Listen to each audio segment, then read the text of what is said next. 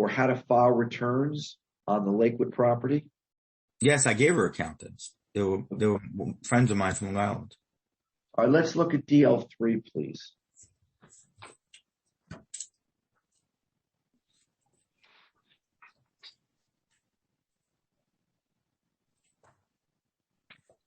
I want you to tell the judge what DL3 is and whether you determined whether it was accurate or not. What's DL3? DL3 is a document that was produced by Fran Sabato using QuickBooks, where she decided what every payee will be. She decided what the memo was, and she generated this and sent it to the accountants, DDK. All right. And did you have a kid? The first entry I see is 8/16/12. You see that? Yes. Now, I thought you bought the property in 2010 from your mother. Yes. No, 2011. 2011. We started the process in 2010, but we closed in 2011. In May. So you closed in 2011. What was the accounting in place from the time you closed in 2011 through this first entry of 8/16/12 on the QuickBooks? Do you know? Well, it was. Your Honor, mischaracterizes the first entry as 2012. There's additional entries in that document that go earlier than that date. Oh, the one I have in my book starts at 2012. Am I wrong? I'm sorry.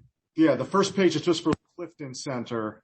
If you flip through, there's the other properties which go back. You're right. You're absolutely right. Okay. So let's go to the next page. Yes. There's entries there in 2011. You see that?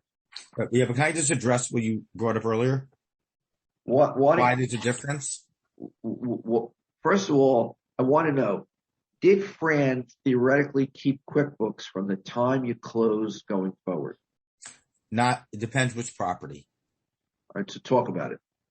She did on Pinewood. We downloaded everything to Yardi before we closed, and we wanted her to work on Yardi only. She went ahead and did all the checks on QuickBooks because everything was set up in Investors for that. So she turned Pinewood right away onto QuickBooks.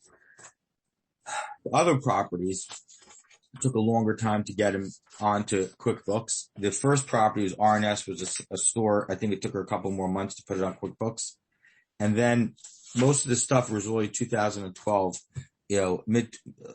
probably like beginning of 2012, everything was on QuickBooks, even though we wanted it on Yardi. All right. Did you have occasion to review this document to determine whether the allocations in this document were true and correct? Yes. And without going line by line, because we're going to do an accounting at some point, but I want you to globally explain to the judge whether these QuickBook entries by Fran were accurate. No.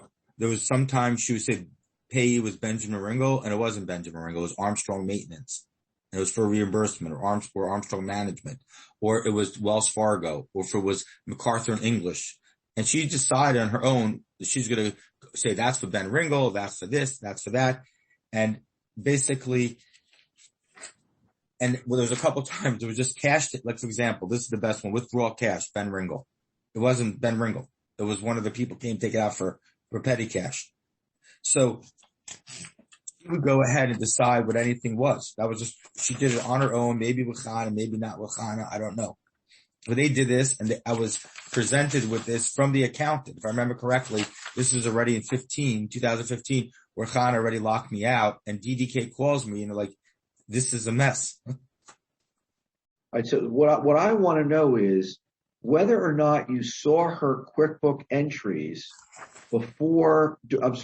during the period that you were the manager, 2011, 2012, 2013, 2014, until Hannah changed the accounts.